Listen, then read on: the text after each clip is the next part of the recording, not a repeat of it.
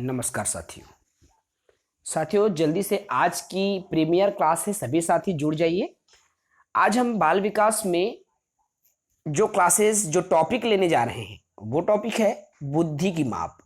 बुद्धि की माप की बात करेंगे, साथ ही साथ बुद्धि के कुछ सिद्धांत हैं, हम उस पर बात करेंगे। ठीक है, तो जो साथी नए हैं भाई चैनल को सब्सक्राइब करेंगे। चलिए बाकी साथी जो है जुड़ते जाएंगे। हम आज की जो सेशन है शुरू करते हैं भाई। देखो, बुद्धि की माप, तो बुद्धि की माप बुद्धि परीक्षण द्वारा की जाती है। जैसे किसी चीज की जैसे हम माप, मान लीजिए हमको वजन की माप करना है, तो वजन की माप करने के लिए हमको किलोग्राम से करना होता है, और जो किलोग्राम द्वारा किसी भी तराजू से या कोई भी इलेक्ट्रॉनिक वेट बताने वाले है ना, कोई भी चीज से हम वजन की माप करेंगे। ठीक ऐसे ही यदि हमको मान लीजिए बुद्धि की माप करना है, तो बुद्धि की माप होती है बुद्धि परीक्षण के द्वारा। ठीक है भाई, तो देखो अब जो है बुद्धि परीक्षण किस तरीके से, कौन कौन से बुद्धि परीक्षण होते हैं। एक होते हैं बीने साइमन का बुद्धि परीक्षण, एक होता है वेस्टलर का बुद्धि परीक्षण, कैटेल का बुद्धि परीक्षण, और रेवेंस प्रोग्रेसिव मैट्रिसेस का बुद्धि परीक्षण। ये जो बुद्धि परीक्षण है, महत्वपूर्ण बुद्धि परीक्षण पर ही मैं बात कर रहा हूं। इस पर डिटेल से हम बात नहीं करेंगे, क्योंकि यहाँ डिटेल्ड क्वेश्चन नहीं आते। यहाँ से आप बुद्धि परीक्षण की ये चार जो टेस्टिंग मेथड हैं उसको आप याद रखेंगे। आगे बढ़ जाते हैं, हम बुद्धि के सिद्धांत पर बात करते हैं, और आपके जो जरूरी पॉइंट है, जरूरी जो बिंदु है, ये है आपका बुद्धि का सिद्धांत। ठीक है, देखो बुद्धि के सिद्धांत चार हैं जिस पर इस वीडियो में मैं बात करूंगा। एक कारक सिद्धांत, द्विकारक सिद्धांत, समूह कारक सिद्धांत और प्रतिदर्श नमूना सिद्धांत। तो ये चार सिद्धांत हैं बुद्धि के, और इन्हीं चार सिद्धांत पर मैं इस सेशन में बात करूंगा। तो सबसे पहले हम बात करते हैं बुद्धि के एक कारक सिद्धांत। देखो, एक कारक, तो इस सिद्धांत के प्रतिपादक बीने हैं। जो बुद्धि का एक कारक सिद्धांत है, इस सिद्धांत के प्रतिपादक कौन है भाई? बीने हैं। और बीने ने क्या बताया कि सभी व्यक्तियों में एक ही प्रकार की बुद्धि होती है जो सभी कार्यों में कार्य करती है। मतलब कहने का ये तात्पर्य है साथियों, जो बीने ने एक कारक सिद्धांत को बीने ने दिया, और बीने ने कहा कि बुद्धि के केवल एक ही प्रकार होती है। चाहे कुछ भी काम आप मन करा, चाहे संगीत सीखा, चाहे साइकिल बनाया सीखा, चाहे साइकिल चलाया सीखा, चाहे खाना बनाया सीखा, चाहे खेले सीखा, कूदे सीखा, पढ़े सीखा, लिखे सीखा, कुछ भी काम करे सीखा, सिर्फ एक ही प्रकार के बुद्धि यह काम करते, और बुद्धि के एक एक प्रकार होते। ऐसा किसने कहा? बीने ने कहा। ठीक है, उसके बाद दूसरा सिद्धांत आया द्विकारक सिद्धांत। अब बुद्धि का जो द्विकारक सिद्धांत है, तो इस सिद्धांत के प्रतिपादक हैं स्पीयरमैन। कौन है इस सिद्धांत के प्रतिपादक? तो स्पीयरमैन जो है इस सिद्धांत के प्रतिपादक हैं। और स्पीयरमैन ने क्या कहा भाई कि इसमें देखो, स्पीयरमैन ने बताया कि जो बुद्धि है दो तत्वों से मिलकर बना होता है। कितने तत्वों से मिलकर बना होता है? ये जो बुद्धि है वो दो तत्वों से मिलकर बना होता है। और क्या क्या ये दो तत्व है भाई? तो देखो ये जो दो तत्व है, एक तो है सामान्य बुद्धि और दूसरा है विशिष्ट बुद्धि। तो बुद्धि के दो तत्व हैं, सामान्य और विशिष्ट बुद्धि, और इसी दो तत्वों को द्विकारक सिद्धांत कहा है।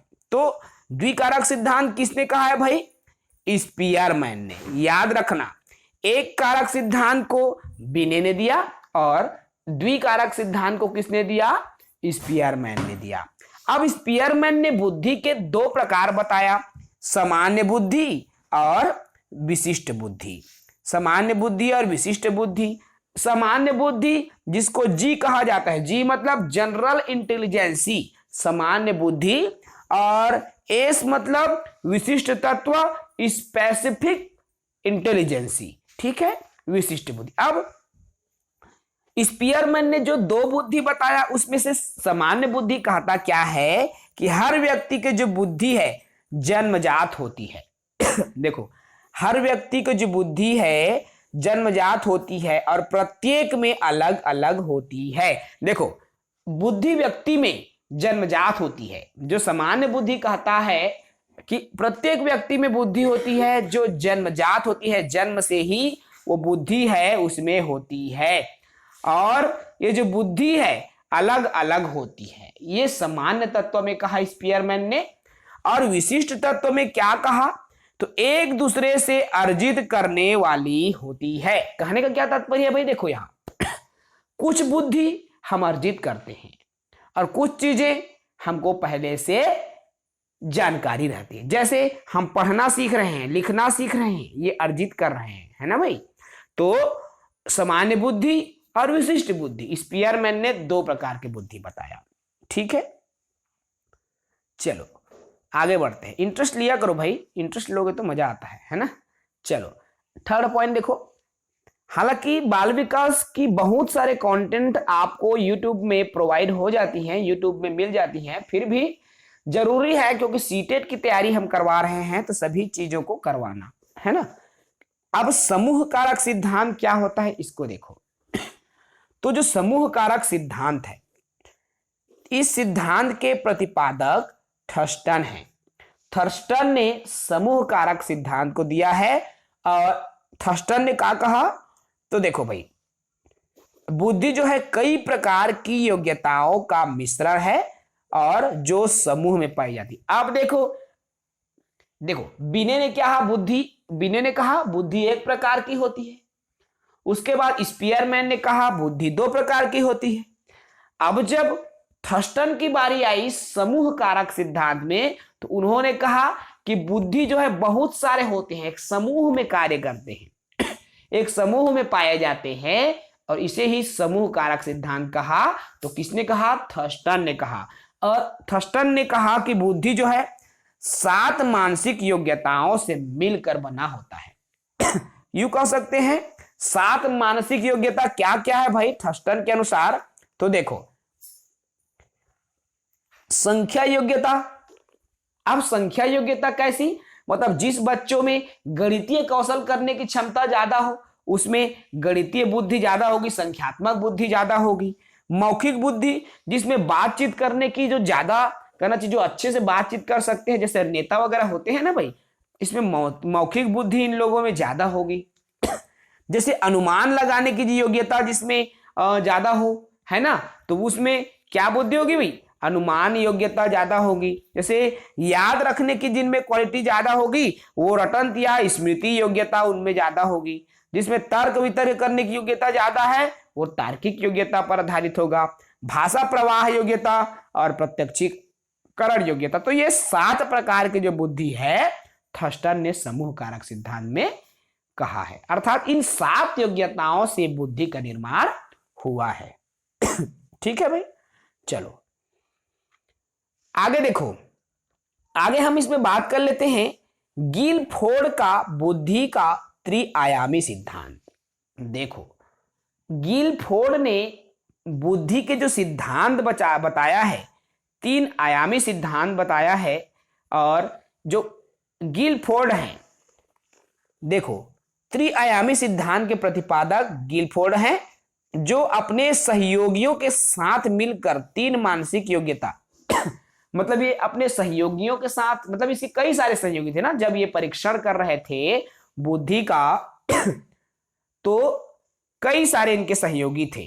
अब जो है ये हुआ क्या, सभी सहयोगियों के साथ मिलकर के इसने कहा कि बुद्धि को देखो 3 मानसिक योग्यताओं के आधार पर इन्होंने बुद्धि की व्याख्या की।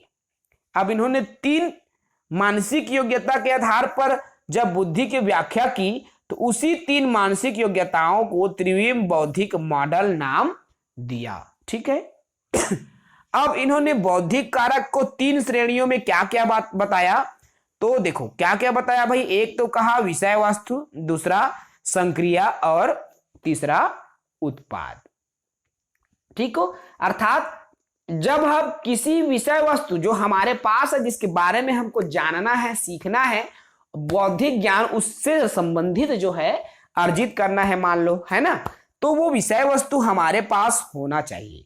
अब उस पर हम संक्रिया करेंगे, क्रिया करेंगे। भाई कोई चीज आपको सीखना है, मान लो आपके पास में साइकिल हवे, है ना, और साइकिल हमरा सीखना है, जब तक हम ओमा संक्रिया नहीं करबो, क्रिया नहीं करबो, ओमा चढ़बो नहीं, चरगी पैडिल ला आंटबो नहीं, सीट में बैठबो नहीं, तो थोड़ी सीखे सकबो, नहीं सीखे सकन, है ना।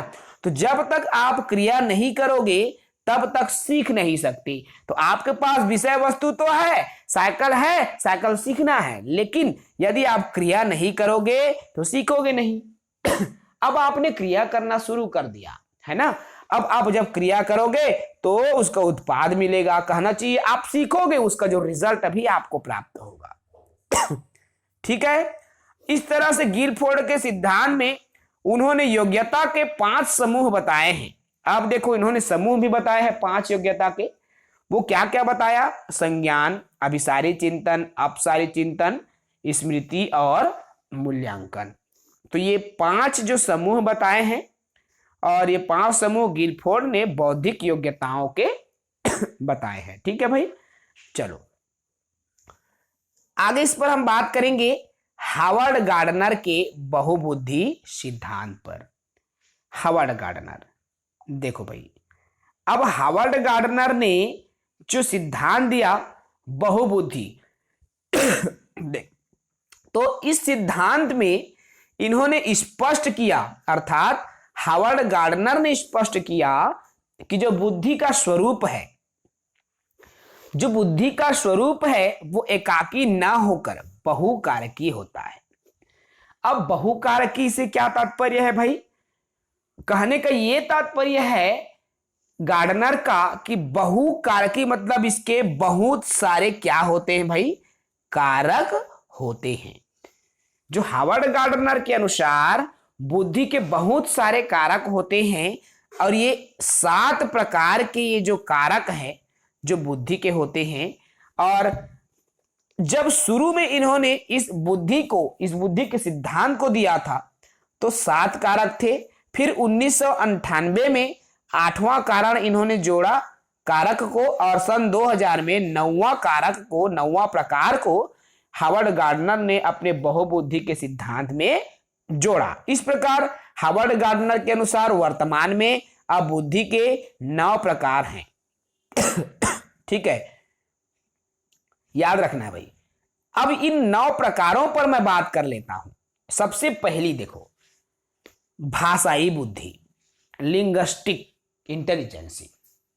भाषाई बुद्धि क्या है, तो देखो भाई, अब इस माध्यम से शब्दों और भाषाओं का ज्ञान होता है, तो जिस व्यक्ति में इसका विकास अधिक हो देखो ऐसे बालक जला आप मन देखिया, चाहे ऐसा कोई भी व्यक्ति क्यों न रहे, जेमा भाषाई कौशल ज्यादा रथे, कहे के का जिनमें भाषा से संबंधित ज्ञान, भाषाओं का ज्ञान जिनको ज्यादा होता है, उनमें भाषाई बुद्धि अधिक पाई जाती है।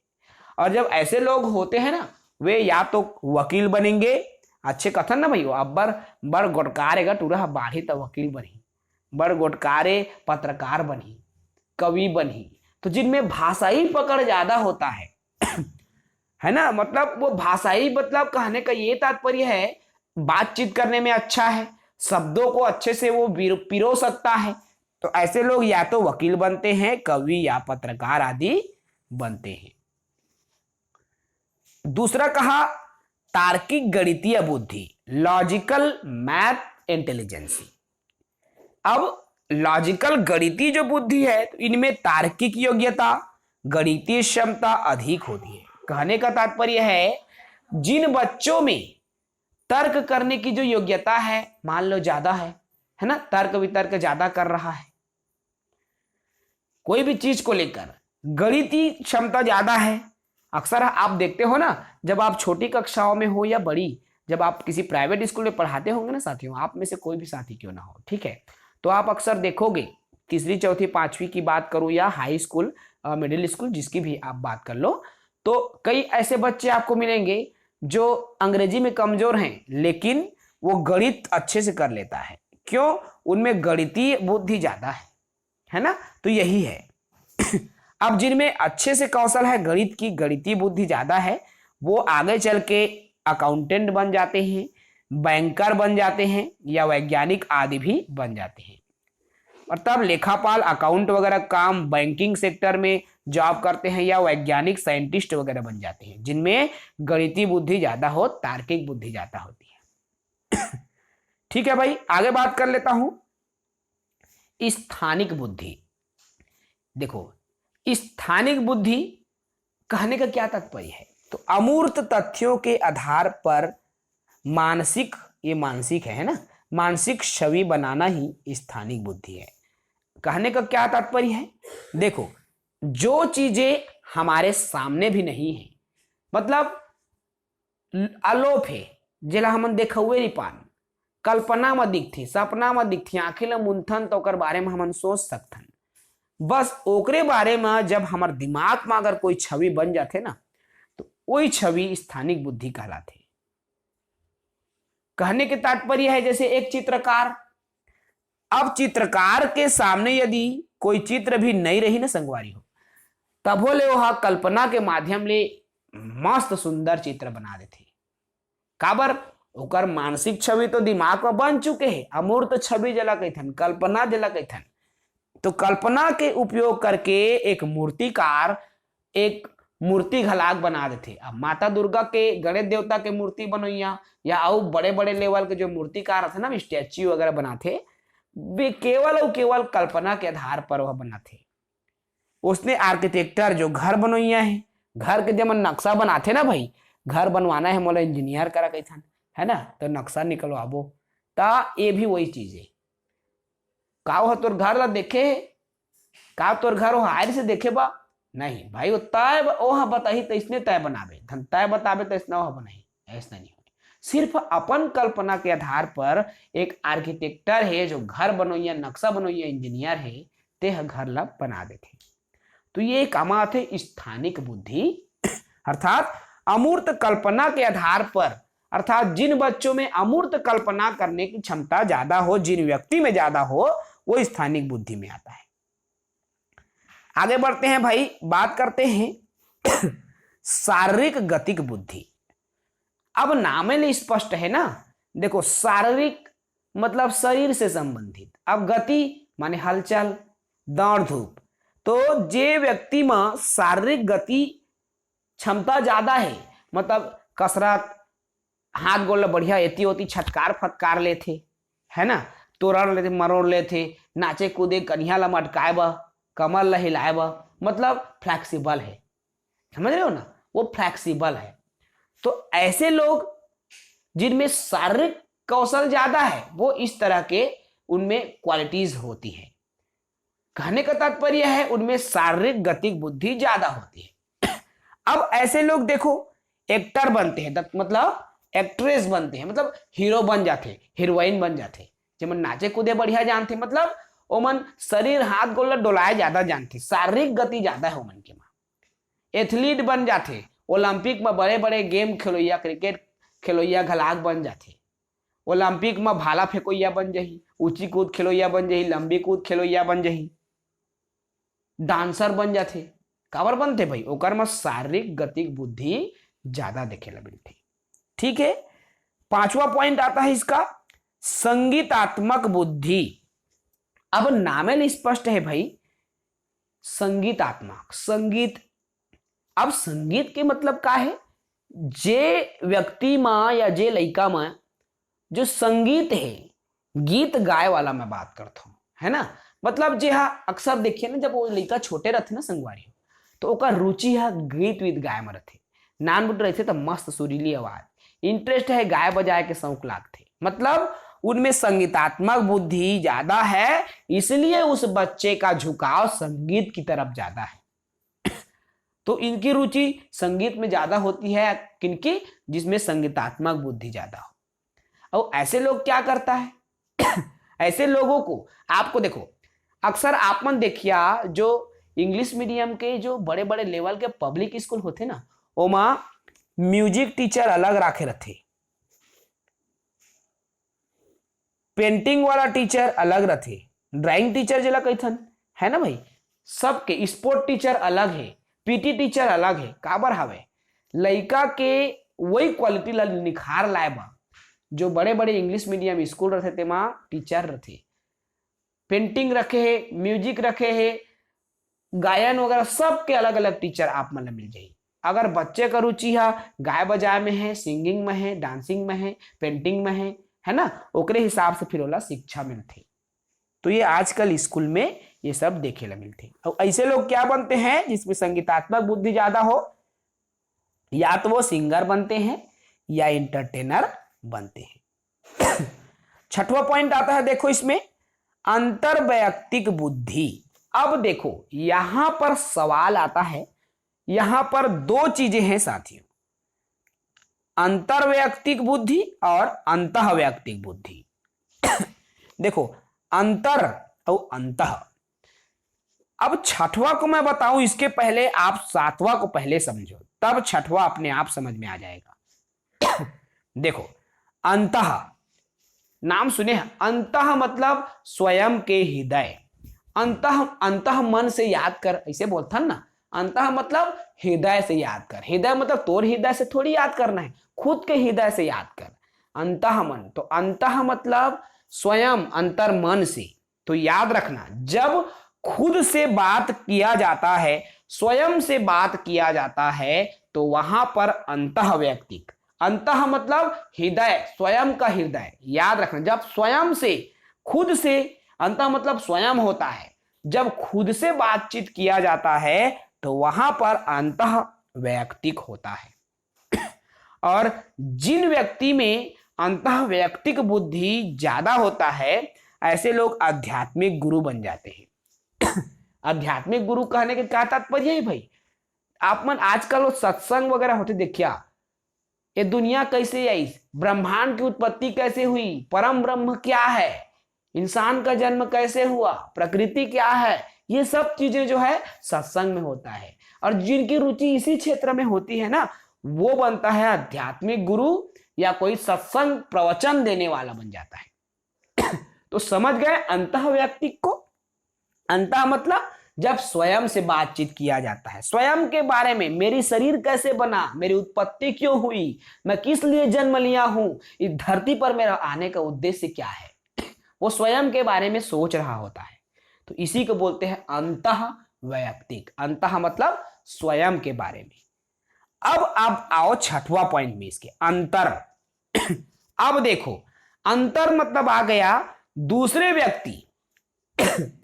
अब देखो दूसरे व्यक्ति से कैसे बात करना, अभी अंतः में स्वयं से बातचीत की बात आई, तो अंतर में दूसरे से बातचीत। अब दूसरे व्यक्ति से कैसे बातचीत करना है ये जो है पता चलता है। अर्थात अक्सर आप देखेंगे, है ना भाई, जैसे वो LIC एजेंट वाला मन रही थे ना, देखिए असना शब्द में मतलब मोह ले थे बीमा करवाए बा, करवाए डारिया बीमा करवाई चलिए वह कुछ न कुछ करके, काबर भाई, तो यही वजह है, उनमें अंतर्वैयक्तिक बुद्धि ज्यादा है।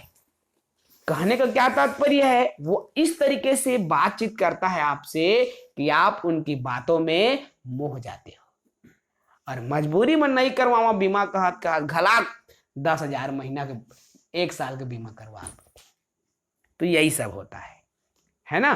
तो उनमें दूसरों से जो बातचीत करने, दूसरों को अट्रैक्ट करने की जो क्वालिटी ज्यादा होती है, तो ऐसे व्यक्ति जो क्या बनते हैं, नेता बन जाते हैं।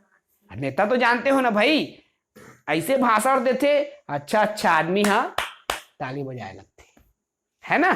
सामाजिक कार्यकर्ता, समाज में, समाज के मुखिया रहते ना, सबके समाज में मुखिया, कहूं के समाज के मुखिया ला अध्यक्ष कथे, कहूं के समाज के मुखिया ला और कुछ कथे, हमार समाज के मुखिया मन ला हमन मेहर कथन, है ना। तो उसने सबके अपन अपन समाज के मुखिया रखे, तो समाज ला अच्छा दिशा में ले जाए बर, है ना। तो ये सामाजिक कार्यकर्ता, नेता बन जाते हैं। ठीक है, तो अंतर और अंतः को समझ गए होंगे। 8वां पॉइंट देखो, अस्तित्ववादी बुद्धि।